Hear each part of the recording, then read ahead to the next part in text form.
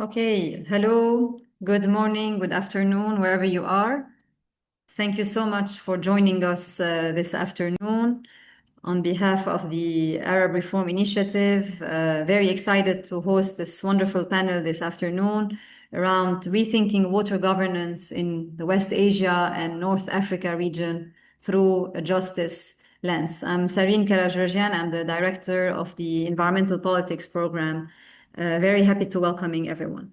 Today's discussion will be in English, and we will give some time at the end from questions from the audience to also reflect on the interventions from our panelists. Today's discussion is about water governance in a region that is going through a series of conflict, challenges, injustices, but also wars and lack of accountability and governance. And this region that we're focusing on is characterized by water scarcity, but also mismanagement, with many unforeseen and foreseen climatic changes which are exacerbating existing challenges and problems. The region itself lacks equitable access to water, particularly for marginalized communities and weaker socio-economic groups. And specifically, if we look at the region, we're thinking of what are the existing challenges, and our four speakers will be discussing this. But mostly, are we talking about safe and sufficient infrastructure? Are we looking at responsible policy making and also accountability for decision makers and policy makers? Are we thinking of fair access and affordability to all residents and vulnerable communities? And most importantly, when we talk about marginalized communities and those who are mostly, not part of the decision-making processes.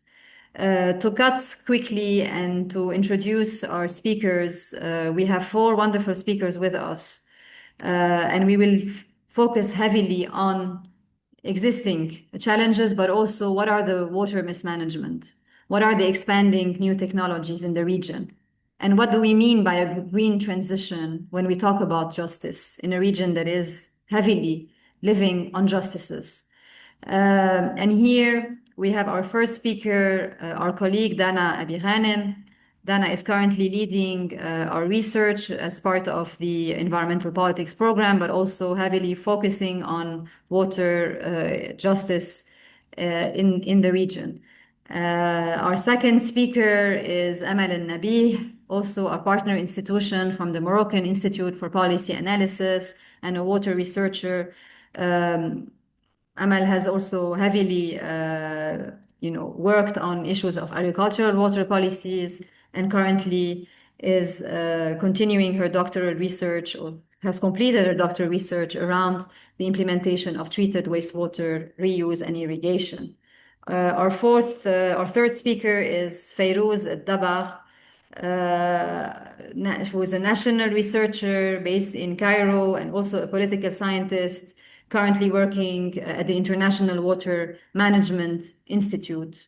And our fourth speaker is Musa'ad Aklan from the Sana'a Strategic Center, also a senior researcher and who has extensive knowledge and experience in water resources from Sana'a, but also has worked closely with the government. We have 60 minutes, and I know we have 7 minutes for each speaker, but I will start with you, Dana, and to contextualize today's discussion around water, and specifically, what do we mean by the state of water justice in this region? What are the existing gaps between the donor community and the regional and national levels, and how are these gaps affecting local communities? Dana, the floor is yours for 7 minutes, and then we'll jump for others. Thank you. Thank you, Sarine. So yeah, I mean, to answer your question, I mean, the thing about the West Asia and North Africa region, when we talk about water, is that there's often a focus on scarcity and the global scarcity that the region suffers from. But of course, we seldom talk about justice and this idea of how much of this water is accessible actually to people and how many people are left out, as you have just explained. So from the research that we conducted on the region in general, but also the role of donor financing, it became very clear that the problems that we have in the region are not just technical. However, the interventions are almost always solely technical. And so this is one of the major hindrances that we have before we can approach a just water situation. So the problems that we already have, the geographic challenges, if you like, that are summarized by the word scarcity. I mean, the speakers today will present examples from several countries, but for example, in Lebanon, there is a cascading infrastructure collapse due to financial crisis and conflict and war, etc. And so then this only exacerbates the access to water, makes water very expensive, makes households rely on trucked water and all that. But even in countries that don't have conflict or are not necessarily fragile politically, often there are high levels of non-revenue water. And so the problems are not just where there is a conflict or where there is drought. There is a problem that is that it's not always managed well. Now, from our research, what became clear is that the donors or the donor aid agencies tend to focus on climate tagged infrastructure, if I may say. So these are investments in projects that are either mitigating or adapting to climate change.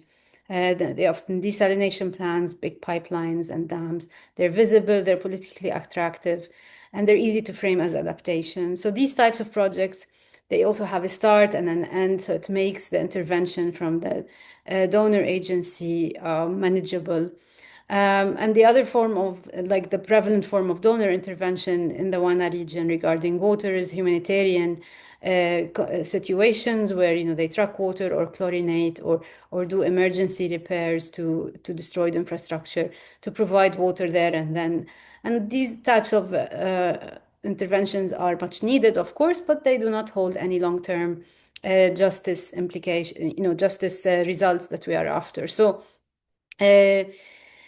meanwhile, the governments, it became clear to us from the research that we conducted is that there are political priorities for them to keep the taps on, so to speak, to keep the industries going and to also keep large swathes of urban areas supplied with water. But they also, whilst that is their political aim, they often lack the long-term planning and strategies that is required to make water services infrastructure investments sustainable in the long term. So there is this sort of short-term and long-term problem. This is an unfortunate synergy in that the focus is on between the donors and the governments. We end up with a focus on high-profile supply-side solutions, ignoring slower, less visible, but perhaps more just investments such as repairing networks, reducing leakage, instituting just water tariff schemes, or supporting small farmers in areas that where the small farmers are not able to access the newly, for example, desalinated water, etc. So this is like roughly the situation regarding water justice in the region overall. So the gap is then, there are several gaps. One is, of course, the supply bias, which I've just explained. And we end up seeing that the expensive desalinated water or dammed water in rural regions is diverted to cities, to urban areas and elites, because this is where the political gains are made mostly. There's also the short-term versus long-term bias. And we noticed that the investments that the donor aid agencies lead on are, you know, these are fragmented projects that are rarely, you know, connect into a long-term strategy. And the governments do not treat water projects or water infrastructure investments as a sovereign type of investment. Quite often, governments are passive. They wait for the donor agencies to tell them what to do or what they can do, whereas there needs to be a proactive approach to this water in order to avoid this sort of short-termness that is prevalent in water investments and water projects.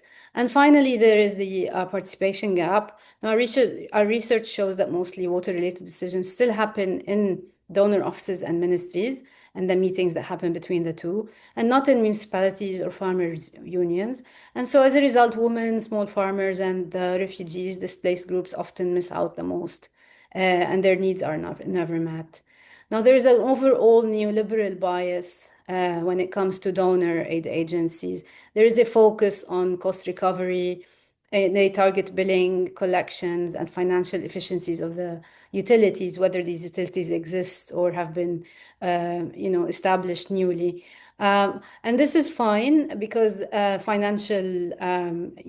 we need to have functional financial institutions. However, this narrow focus on cost recovery means that in situations where investments need time to take hold and to become normalized and resilient, keep people at the risk of losing access to water. So we can create more expensive bills, but before a financial recovery has taken place, this water becomes very expensive, and then people are disconnected, etc. So we need to be careful about how we target poor areas, what does that mean for poor households, and how we can push governments to protect the poor, whether they are urban or rural.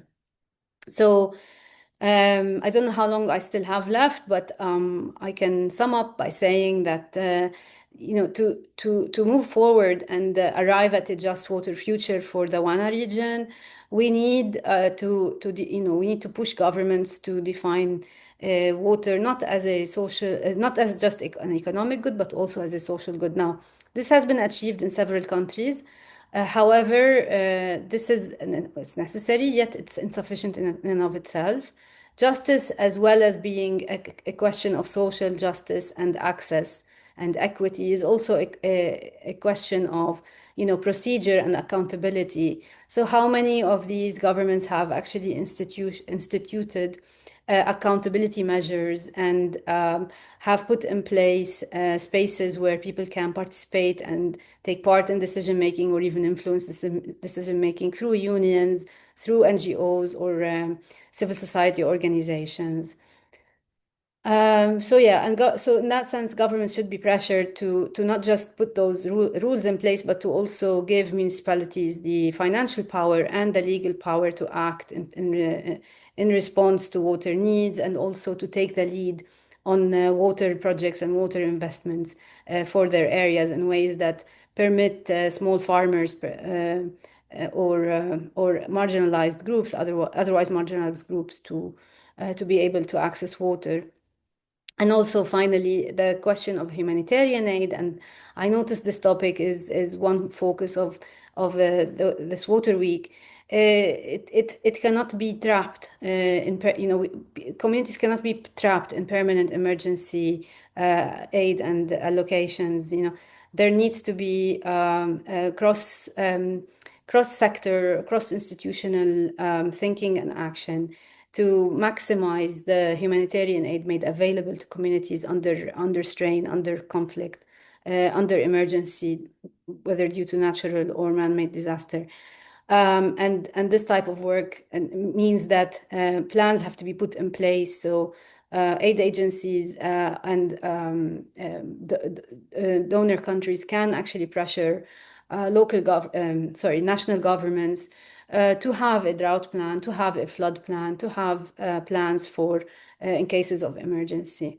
In the end, water justice is not about managing scarcity in the region. This should not be the case. When we view it in that way, we end up doing the same mistakes of the past, where we invest in large infrastructure and leave it there.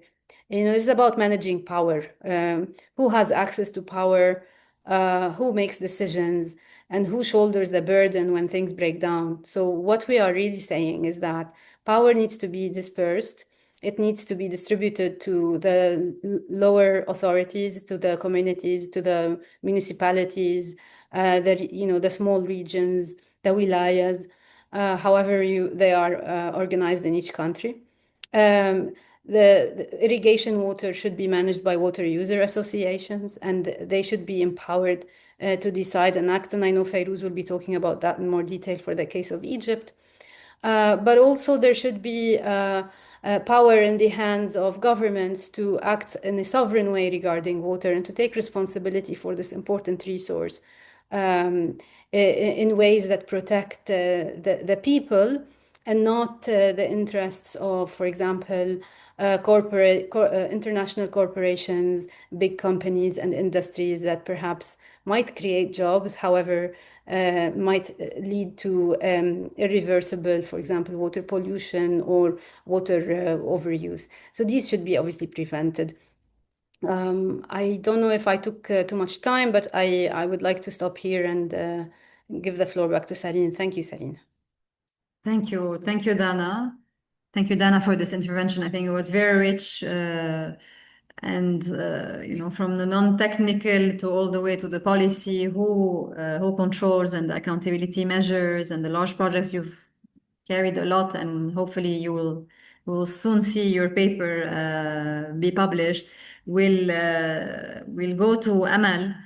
And Amal here again, same thing, 7 minutes. And if you can give us quickly, what does and how does climate change limit addressing water policies and scarcity in a country like Morocco?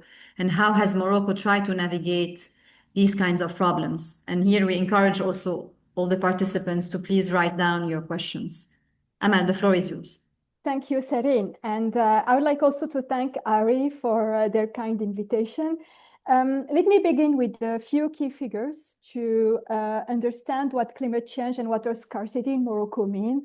The year 2024, last year, was actually the warmest ever recorded in the country and the driest since 1960s. According to the General Directorate of Meteorology, average temperatures were 1.49 degrees above normal, with a rainfall deficit of around 47%. So this affects reservoirs, groundwater renewal, and all in all, like water availability in agriculture and potability. So since the 1960s, Morocco's water policy has focused on water storage with major public investment in hydraulic infrastructures. By 2023, the country built more than 150 large dams with total storage capacity of nearly 20 billion cubic meters. Yet, the latest data show that dams are actually only 34% full. So although Morocco has a long history of water management, like with dams policy, like I said, and also in relying in groundwater withdrawal, many scholars have long questioned the sustainability and effectiveness of an approach that prioritizes expanding supply over managing demand. And climate change has made these concerns very tangible, particularly regarding the prevention of water stress. So actually, climate change has revealed the limitation of Morocco's water policies. It has accelerated unintended effects of specific measures, and it had also amplified inequalities in water access. So I will give the example of two agricultural policies to illustrate this point. The first example is the Green Morocco Plan. It was like the flagship public policy launched from 2008 to 2020, and it aimed to position agriculture as a key driver of GDP and rural development. It also incorporated drip irrigation as a water-saving solution. It was heavily subsidized by the state, but however, this widespread use of state subsidies ranging from 80% to 100%, depending on farm size, combined with weak regulation on well drilling, had led to groundwater overexploitation in some areas. So experts had documented frequent over-irrigation, the expansion of irrigated lands, and the shift from traditional rain-fed crops like cereals and fodder crops to more water-intensive ones, often for exports. The second example is about the green generation strategy, which was launched in 2020, and it builds on the foundations of the Green Morocco Plan. In terms of water management, it continues the promotion of drip irrigation, but also encourage the use of renewable energy like solar-powered water pumping. So by reducing dependency on fuel and electricity costs, solar energy has enabled more consistent access to irrigation as long as groundwater is available, of course. And this happened in already very vulnerable areas, such as oases. So experts have warned on the urgent need to regulate this expansion. At the same time, the profitable economic model had intensified competition over land and water, shifting control to those with financial means and limiting access for farmers from the original oases. So what we see in both of these policies is that in practice, their implementation have put even more pressure on water resources, even causing some groundwater depletion. So one way to explain this phenomenon is that such policies were designed based on this illusion, let's say, that Morocco could become an economic power by developing its agricultural sector for export. So as a result, Morocco has effectively become Europe's vegetable garden, exporting water-intensive early crops like watermelon, berries, tomatoes, to the detriment of its own food and water security. To answer your second question, Serene, on how Morocco tried to navigate climate change and water stress. So what we have observed so far is that public authorities remain actually locked in the same policy path, and they continue to rely primarily on increasing water supply rather than strictly managing demand. So this supply-driven approach is rooted in, let's say, two key misconceptions. So first, the belief that groundwater is an unlimited resource.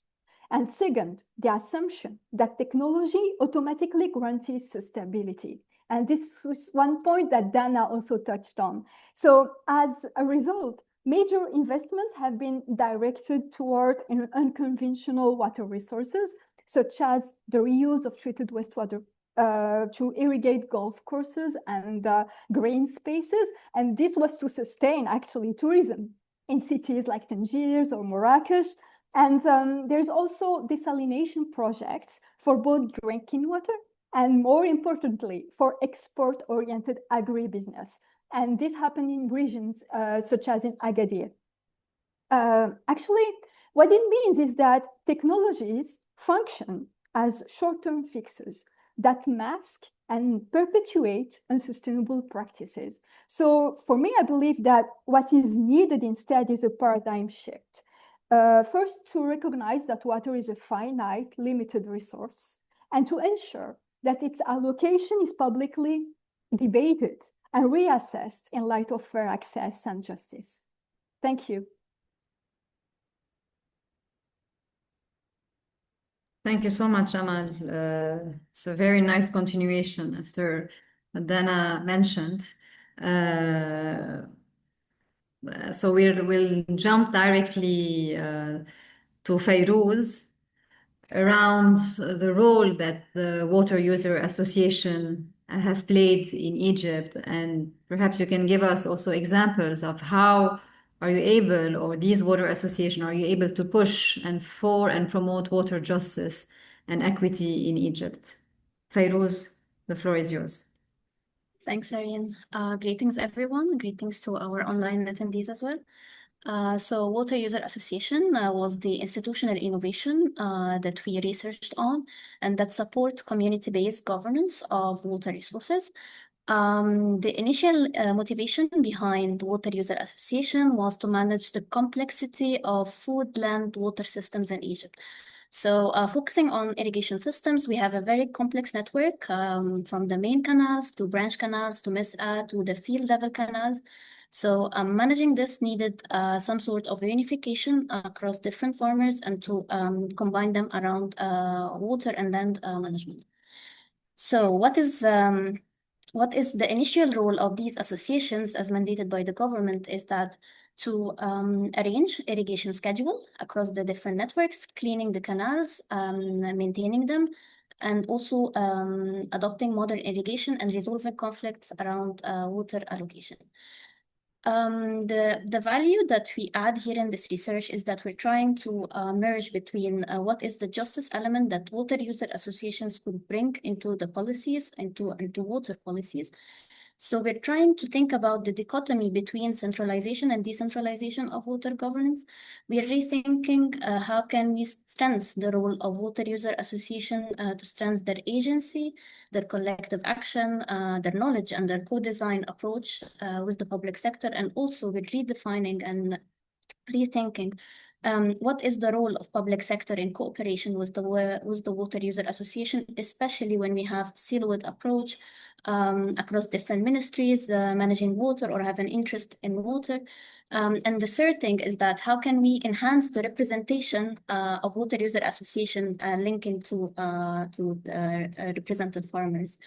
So linking this governance approach to natural resources, as Sareen has mentioned, that there is an emerging trend around climate water related risks, but also there are different opportunities that lies in the technological advancement that are there. So how can we link these association and these collective action to the climate risks, but also to the opportunities available?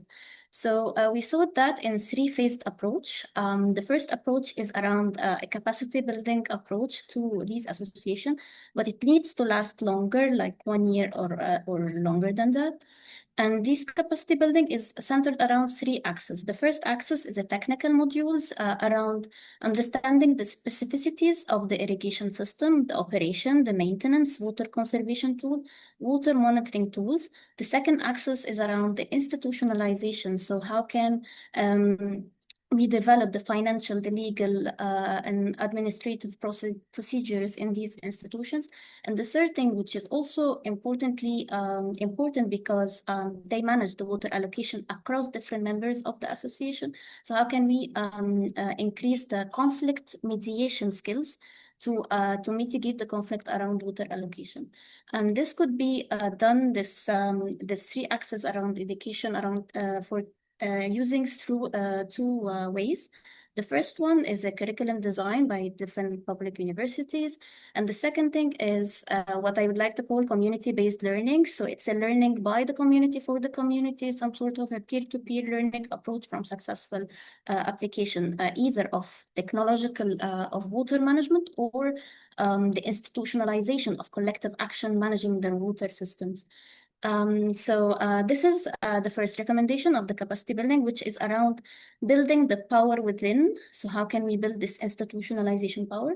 The second recommendation is around a pilot approach for blended finance to adopt climate smart water technologies. And blended finance is now the new trendy word. So we were trying to reflect on that, on how can community-based organizations capitalize on it. So blended finance is around combining different financial sources from output-based aid, grants, concessional loans, private sector, commercial banks, and even farmers' equity. And we're trying to see how can these associations could play the role of guarantee instead of personal collateral.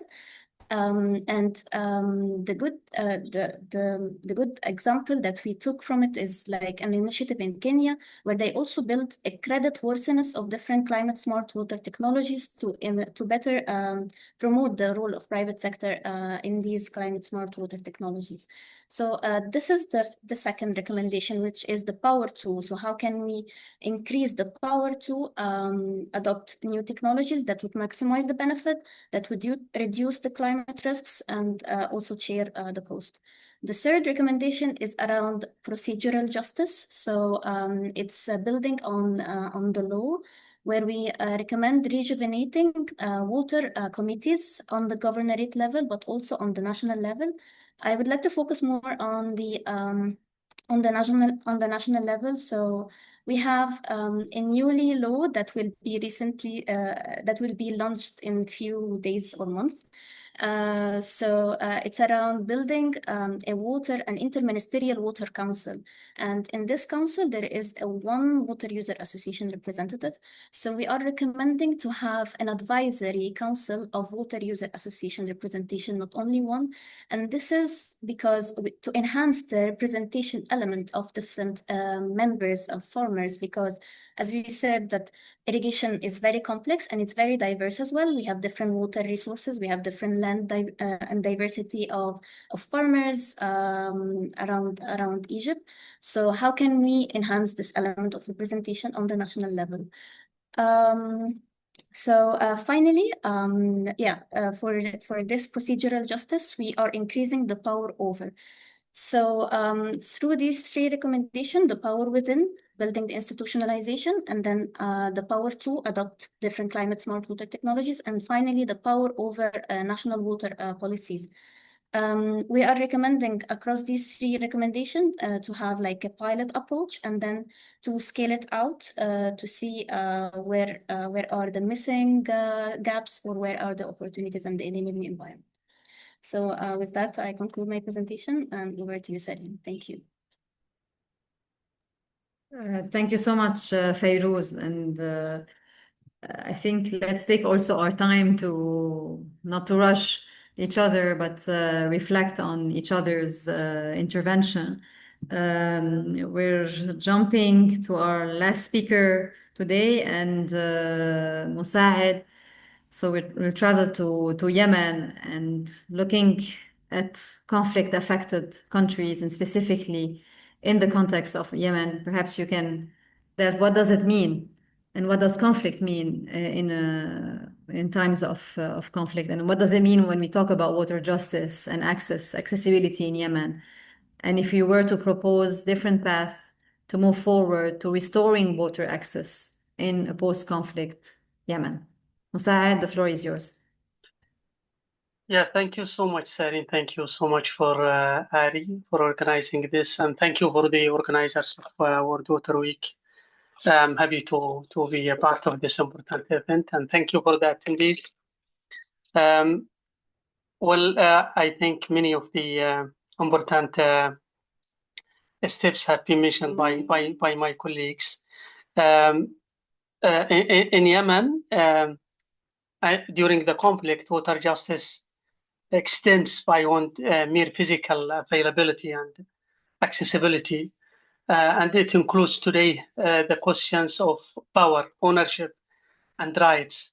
And all of this are happening in time of conflict, institutional collapse, and tensions between locals themselves, including displaced locals and host communities over scarce water resources.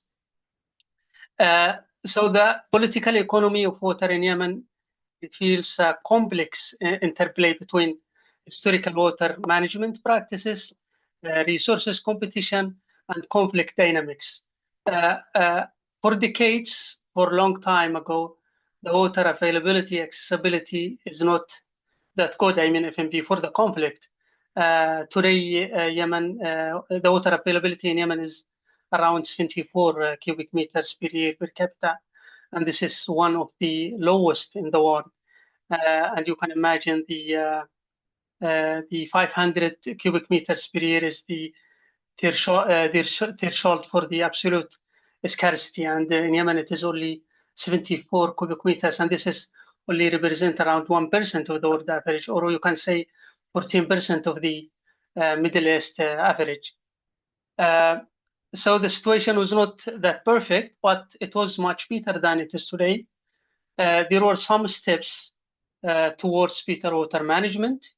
Before the conflict, Yemen had established a decentralized framework for water governance through national water strategy, but also establishment of water environmental, the Ministry of Water Environment, National Water Authority, and water law, and this decentralization systems. And today we have more than 21 decentralized water, local water and sanitation corporations in different cities.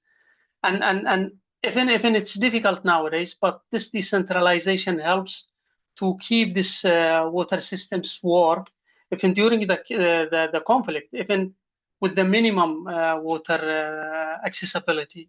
It's difficult, but they keep working, which, for example, it is not the case, for example, in the electricity systems, which completely collapsed because of the it is highly centralized system. So the systems, while was imperfect, it provide mechanisms for conflict resolutions and also resource allocations that balanced both traditional and formal governance structures. And the conflict has impacted all of this systems, and the steps have been taken before. Before the conflict, the coverage of the water resources, especially in urban areas, was less than 50%. And in rural areas, it was less than 30%, where most of the Yemenis are located, more than 70%. It was not that much, but it was something. And the rest was covered by the private sector, especially water tankers. Today, the people relied to a large extent on the water tankers. In some urban areas, I can tell you the water availability from these public systems reach to zero in some time in some areas, and in the best case it is around 20-30%, not more than this. And the majority are relying on the water tankers. I mean, there is no even enough control in the water quality, and many families cannot even afford this the increased cost of this water tanker cost.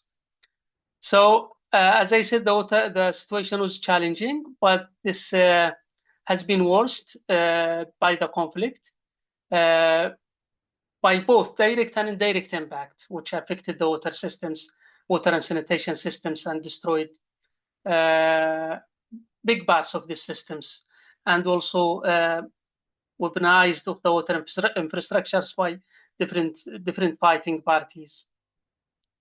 Today, most people rely on the private water systems, and charity also water points, which are not enough at all. And you can see tens of people surrounding or around the small water tankers, and many of them even came back with nothing. And this left high socio-economic barriers to water access. Based on the statistics, around 35-40% of the income goes for water, if any. But many families even cannot afford this, and this is why the water fetching load is increased, especially on women and children who carry out this load of water fetching from long distance, and open water tanks as well.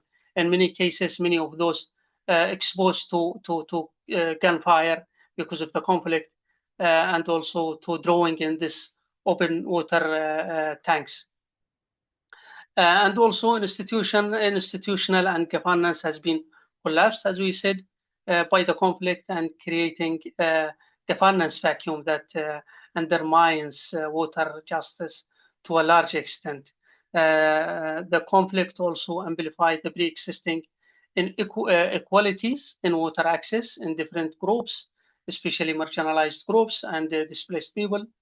The water resources affected by quality, quantity, accessibility, affordability. So understanding water justice in this context requires recognizing how conflict transforms existing water inequalities and creates new vulnerabilities, even more than before, that will persist into a post-conflict period without targeted and clear interventions. And if we come to the way forwards and what we should do, and I think during the current circumstances where the conflict is still there, I would propose two very main steps, because nowadays the international organizations are very active in Yemen. So the first one is, it's very important, and I think this was mentioned by Dr. Dana, there is a need to move from emergency to development, and this can enhance water accessibility and water justice. And the second point is to work through the locals themselves, through local organizations, through local authorities, through the local communities. This will help to sustain and these projects even after the war stopped or after these organizations are left. But post the conflict, I think the most important step is related to the water governance. But before that, I think there is an emergency action that should take place to increase the water access for locals, which is related to technical and infrastructure solutions. There is a need for a massive investment in water infrastructure, repairs and rehabilitations, and to also to decrease the water losses. You can imagine before the conflict, the losses was more than 30%, and you can imagine now, after 10 years, more than 10 years of conflict, how it will be. And this is, I think, the first step. There is a need for a massive investments in the water and sanitation infrastructures, and then improve the institutional coordinations and national planning, and this including governance and institutional reform. And I think, as I said, this is the most important step. The water Yemen is dry, and this is natural thing which we can do nothing, but we can mitigate and we can increase the accessibility. We can save more water by some technical interventions, and that's why the governance is the main focal point. I mean, especially post the conflict. Like the decentralization models which applied before, it is now needed more. And the second point is sustainable agriculture practices. As some of you might know, in Yemen, around between 85 and 90% of water resources goes for agriculture with the low efficiency use. Most of the water, I mean, the efficiency use is around 40% as the people using flood irrigation systems. And in a hot area, in a hot country, most of the water are being lost. So there is a need to improve water use efficiency, irrigation technologies, but also to study, to activate or to rely on research institutions, because nowadays there is a lot of drought, but also there is a shift in ground in rewater seasons, and this has affected many agriculture activities. And there is a need to study the drought resistant crops, and also cut crop in Yemen. It consumes a lot of water, and this is also one of the challenging. And in fact, it expands during the conflict because it is economic crops, and the people, because of the current difficult economic situations, the people start to rely on such cash crops more than before, and this means more water. And also, I will mention also the solar pumps, which was mentioned before. It is also now expanding in Yemen, solar pumps, which helps in terms of water accessibility for domestic users. It helps a lot for hospitals, for transportations, for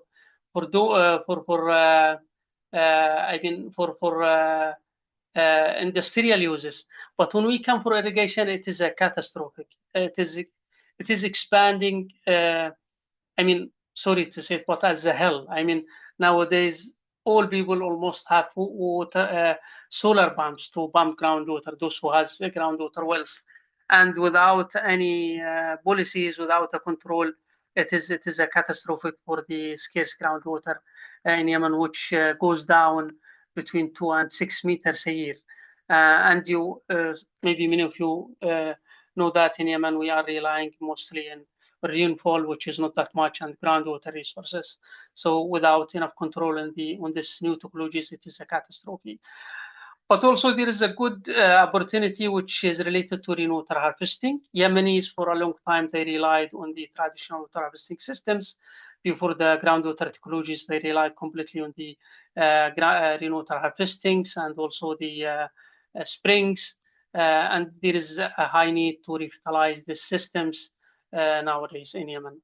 For desalination, it is an option, but in Yemen, it is still, I mean, it is not affordable, at least for this time, for the current time, not only because of the economic situation, but also most of the population are living in mountain areas, and pumping water from coastal areas to mountain areas costs even more the desalination cost itself.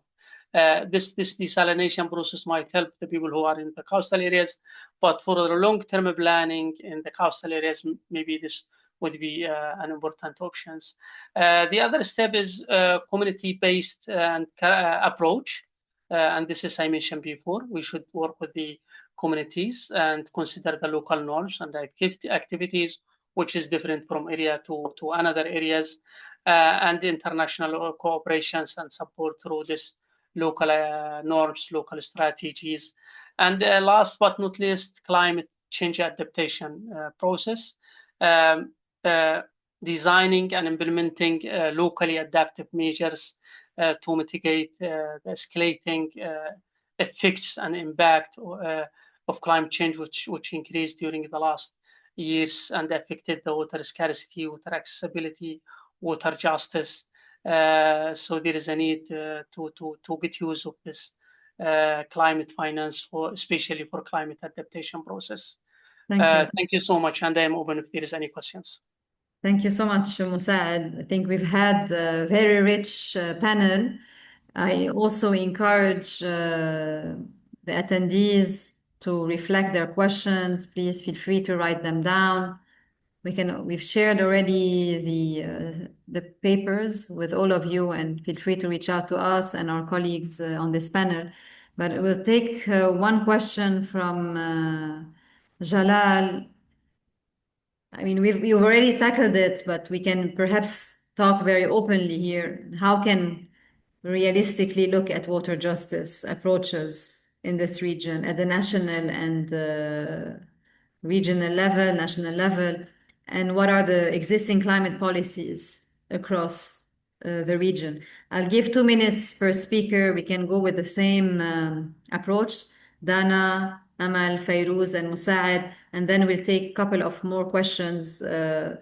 We have 15 minutes left on our panel. So Dana, please go ahead. Yeah, thank you. Thank you, Selina. Thank you, Jalal, for your question. So thinking hard about it, I think that there are, we have the platforms through which we can push for regional pressure points in order to entice national governments to act in more sovereign ways regarding water. You know, we have the Arab League, we have the Arab Water Council.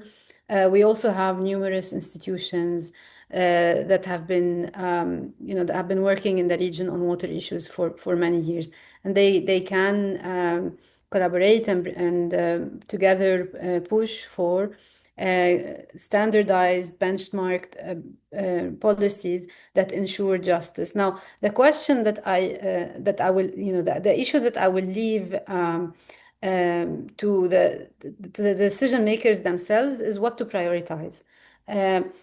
Often we find that the donor agencies are promoting participation without actual treatment of the real problem, which is access and poverty. Therefore, the priorities should be set by the governments themselves based on what they know the problems are and the priorities ought to be. And based on those priorities, we can then look and say, okay, Perhaps we start off with social justice and equitable access to begin with, and then and at the same time build towards procedures that ensure proper participation and accountability, etc. So I think it's a question of setting out the priorities firstly by the national governments themselves. But I think the platforms and institutions do exist, and they should be maximized. They should be used to the maximum to influence water policies across the region. Thank you, Dana. Let's jump, Amal, Fayrouz, and Musa'ad, and then we'll have another round of another questions. Amal. Thank you, Serene. For me, actually, I see it from a policy analysis point of view, and to embed like justice approach within national and climate policies, for me, we need to, the objective is a fair access to water. So for that, there is this need of reallocation of water uses as it is. And so in case of Morocco, it would mean to move away from this irrigation-driven approach and to think about irrigation only as a supplementary water use rather than the primary water sector for agriculture as it is, and focus on rain-fed crops and to be really more realistic actually in Morocco's climate change, in Morocco's climate realities. So by doing that, it would mean like when you focus on rainwater reutilization, it compels actually public authorities to confront the natural limits of Morocco's water resources. And in parallel, implement management, like demand management, water demand management. It would mean banning those water-intensive crops, controlling irrigation expansion. So these are like some examples. There is another example of groundwater contracts where they are like, Morocco started to introduce that in some areas where stakeholders are like negotiating the water uses within when they share like the same aquifer. So these are like some examples to rethink water allocation and also fair access with all stakeholders and all population. Thank you. Thank you, Amal. Fayrouz, yes. Okay, thanks, Sareen. So to answer this question, I would like to say like 2 points. The main one is acknowledging that water is interlinking across different sectors. So it's not only like Amal said, there is an energy component with solar, there is an land component as well. So acknowledging this sectorial approach to water and thus into policy making and into interministerial mechanisms of taking decisions, not only in silos, like the Ministry of Water in silos from other different concerned ministries that use water. So this is the first one on a horizontal level. And the second level is on a vertical coherence level. So between horizontal and the field, between the national level and between the field level. So here, I want to stress on the role of community-based organizations and through the water user associations in collaboration with local authorities, and how can they play the role of a feedback mechanisms like an early warning systems for implementation gaps, for policy incoherence, because sometimes solar drip irrigation could work in a certain type of soil, but could not work on another type of soil. So how can these community-based organizations work as a feedback in order to feed into how this policy coherence and incoherence work, and thus the justice element. So over to you, Sareen. Thank you. Thank you so much, Fayrouz. Musa'ad. Yeah, thank you so much. Yeah, I think most of the points, or maybe there is enough answer to this question, but just to add, one of these steps is by to give priorities or prioritizing the equitable access to, especially to marginalized groups, to consider these groups and to improving transparency and stakeholder participations, and also aligning water management with climate adaptation objectives. But also, as Feroz said, cross-sector collaboration at national, but also regional levels. There is also very important aspect which we should consider, which is water, energy, food nexus. Focusing on one source might affect the other source without even considering. Nowadays there is a good good technologies to use renewable solar energy, but if we don't consider the impact on groundwater, for example, it is a catastrophic. So we have to consider this links between water, energy, food, and for water justice, reform must also address historical inequities, ensure fair allocations, and foster public engagement to sustainable to bridge water gaps in the face of growing scarcity and increased climate impacts. Thank you.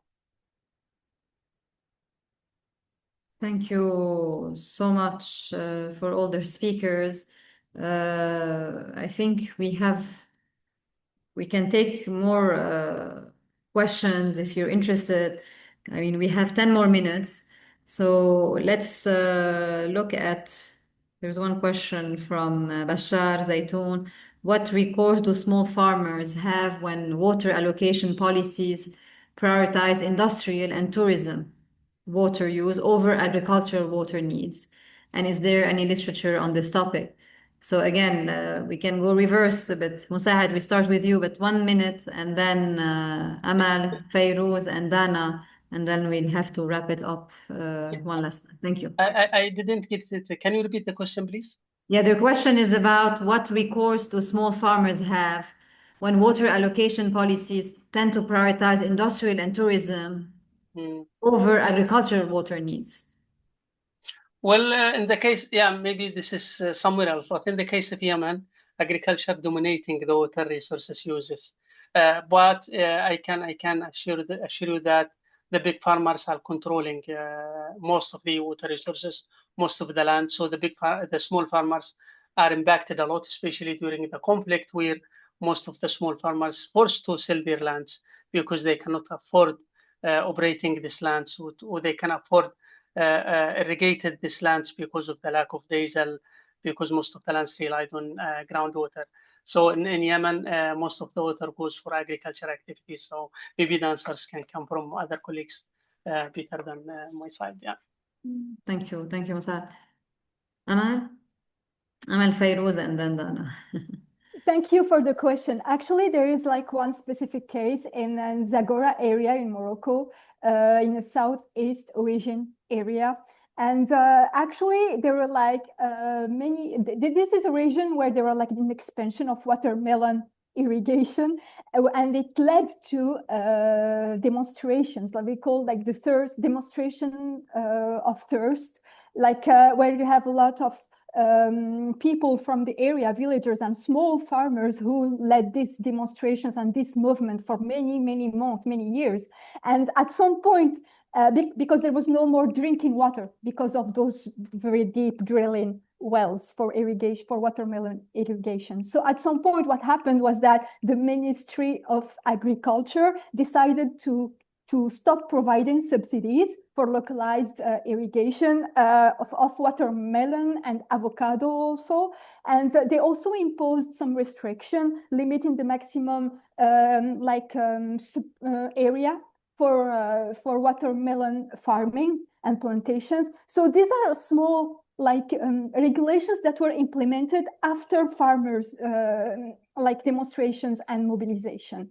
And I can also recommend one researcher, which his name is Zakaria Qadiri, and he has like an article when he explains all these events and with policy analysis about it.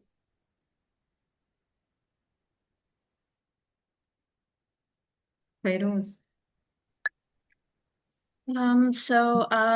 Thank you for this interesting question.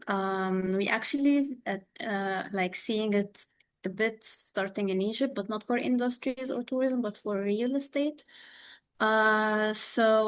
History tells us that it's for small farmers when they do not receive the available the water that they need to receive, they either protest, and we have a lot of literature on farmers' mobilization and social movements, or either if it's not beneficial to them, so they will just abandon the lands. This is what I can tell from the literature. Historical basis, it's social. It could lead to social movements, or it could lead to abandoning the land. So it needs to be studied in the current political systems. And as Dana mentioned, what kind of accountability mechanisms in the representation. So these mechanisms are also essential. And if we try to enhance the role of community-based organizations like water user associations, perhaps it could be a movement of collective action that could voice their needs through procedural means. Thank you.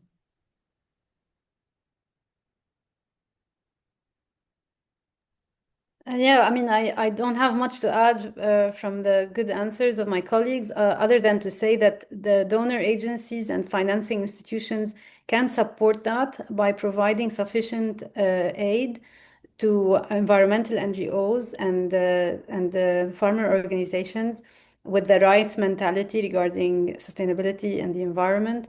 And by doing so, they would be helping them, supporting them in voicing their needs against unsustainable and unenvironmental government actions. Okay, I mean, we have 4 more minutes, and I know there's one question from Haley, and let's take it around. I would be more interested to hear more about prospects for establishing early warning systems in the region, whether there have been any successful cases in recent years, and then what are the main institutional barriers faced for such efforts. Fayrouz, would you like to? Early warning systems that do exist institutionally, and then Fayrouz, Amal, Musa'ed, and Dana. And then we can wrap up. Yeah, at EMI here, it's an ongoing research. So what is there is that there is some sort of SMS messaging to farmers around weather patterns. But what we're researching here is that the social component of these early warning systems, to what extent they are developed by the people itself, and to what extent it is understandable and simplified by the people. So there is a literature, I can put it in the chat, around building inclusive digitalization, and especially focusing on early warning systems. So it's a work in progress right now. Thank you. Amal?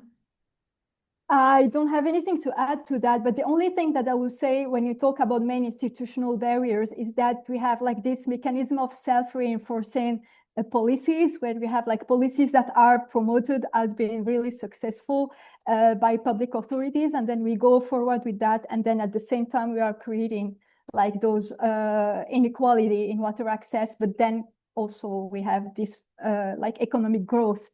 So these are like some institutional barriers into changing like policy paradigms, for example, in water.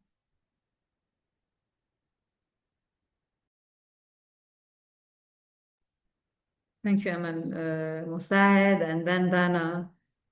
Yeah, thank you. It's very important question, and it's very important needed. I mean, early warning systems, especially in our areas where the climate impacts are increasing a lot, and it is impacting not only the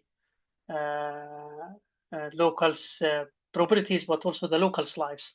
In Yemen, we have some systems in some areas, and it helps. But the problem nowadays, there are a number of organizations are working in this field without any unified system or unified strategy based on the local strategies or under specific government authorities.